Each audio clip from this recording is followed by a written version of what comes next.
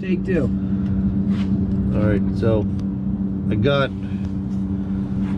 a lot of this wired in. I got the new gauges in. Well, the gauges have been in, but I got the new wiring harness set up in here. I'm getting ready to run the temperature sensor, sending unit, whatever you want to call it, through the firewall out to the engine. You can see all the nice new wiring setup we got. I gotta get the switches put in, but I can't do anything until there's a bezel that's out around front, so I can finish all this off. In order to get to all that, I got to pull the radio out again. So I got radio in, gauges in, wiring in. I just need to yeah, get that bezel in so I can finish off the switches and shit. But I got this mechanism working. This is for the cowl vent that's up top there. Ended up, I got the heater box in, speaker box in. We're moving right along here. I'm feeling pretty good about it. Yeah. So in the Chrysler here today, I've got the carburetor linkage all squared away. We're getting replacement parts for this. We need to replace this here because it just falls right out like that. So I'm just getting everything lined up, getting springs in line, arms made. I believe what I ordered today might replace all that. It's new old stock, so we'll see. I put together some of the distributor here today, getting these wires lined up. I had to readjust the automatic choke there just to get everything squared away and ready. Put the thermostat housing in. Chase some bolt holes, just a bunch of odd and ends. We ended up started to put this piece in for the hood, which was all fine and dandy, but we had to take out the kick panels inside the doors to get to some of this stuff that's coming down through here. We're waiting to get some more rivets and then we'll finish it up. So just a whole bunch of odd and ends going on today. I'm getting ready to measure the springs, make sure these springs are right. They're supposed to be 10.5 inches from bottom to top. So I'm going to lay these in here like this and just get a flat top and a flat bottom and get a general reading in there just to see, because we're questioning if these springs are right or not. So that's what's going on today. Okay, this is all the linkages off of the 37 Chrysler Imperial. As you can see, we ended up cleaning these up and then having to repaint. But if you look close, you can see how this hole's wallered out. Got an extra hole in one of these. It's bent and reshaped. I actually had to make this piece here and drill holes. So just wanted to show you what we have left. Now with pieces like this all wallered out, it flops around in here, and you can see that you don't want that whenever you're trying to control throttle response and all that. Now you can see, like with this, everything's supposed to slide in. This here just comes right out when it's just on the linkage. So this is all, if you had to reuse it, it would work. Now I just found this is brand new old stock, with Hershey and other places that have massive swap meets going on this year, no longer allowed due to the pandemic. More parts have been available on eBay and other areas.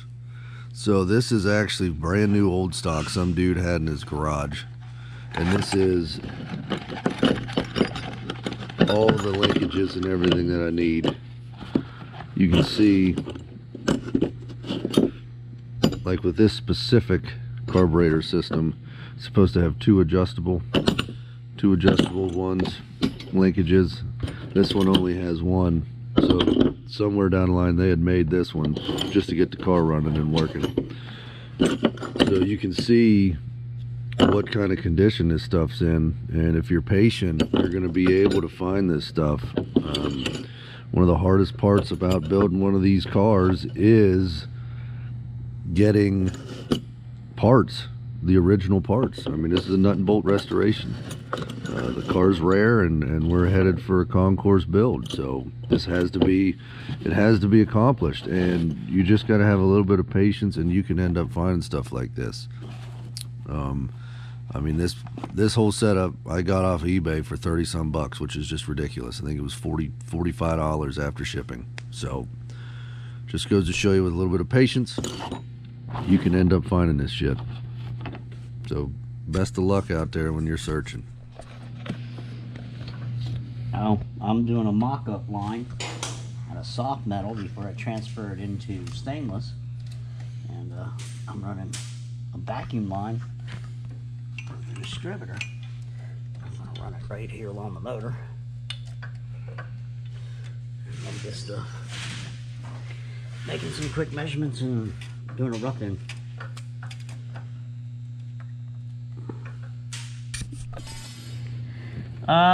This is a vacuum line that goes to the bottom of the distributor and around to underneath the bottom of the carburetor. Making all the lines for it right now. Got a couple more to make. And that's about it. That's what I'm doing. Elliot's doing something. I don't know what Harlan's doing. A very slow, tedious process.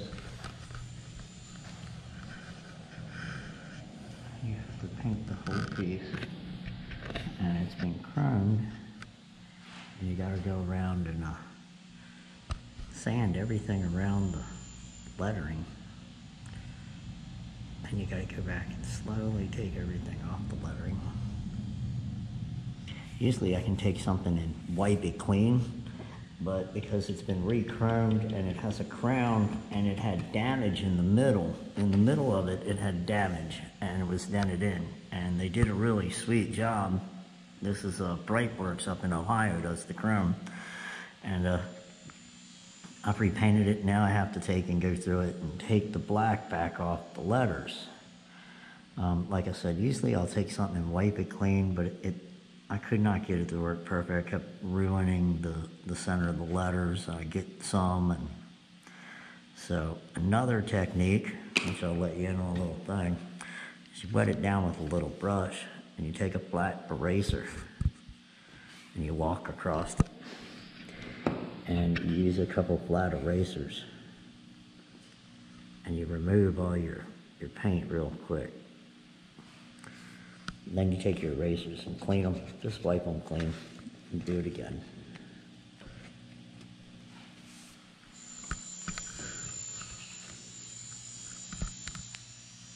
I'll go through and clean all my erasers, wipe them on the table. I'll get them real clean. I'll just wipe them all off, get the little pieces of the rubber off. Clean it real good. I set a few of them up. Number 2 pencils are very cheap, especially when you're doing little lettering and little tiny numbers on gauges and switches, and you do them with a brush or you paint them, clean them.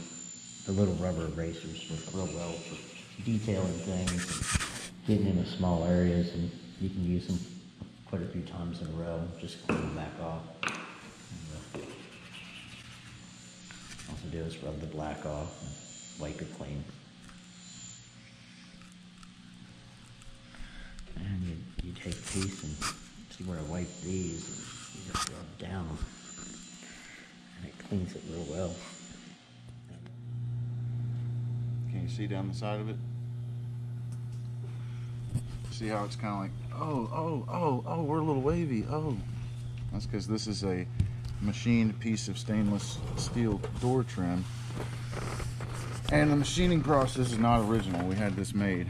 The machining process, it leaves waves in it. Now you can run it on a wheel and polish it and have it look beautiful, but if you don't block sand those waves out, they're gonna be there, and when it's on the door of the car, you're gonna see it. So what I do is take a rough grit, which I will not disclose, and I sit hand sand down the piece with a hard block and cut those waves out of it.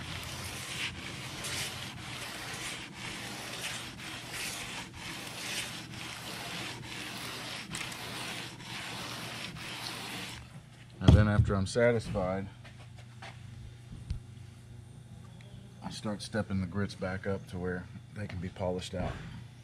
And that's what I did to this hood piece. Because when you're driving the car, you know, you're looking right down this trim. Can't be the friendliest trim in town waving at you all the time, so you just cut her out of there. I mean, you can look down it like that, but you don't see anything unless you look down the entire piece from that angle and let the light reflect the waves that are in it. Where's the icon? Alright, enough.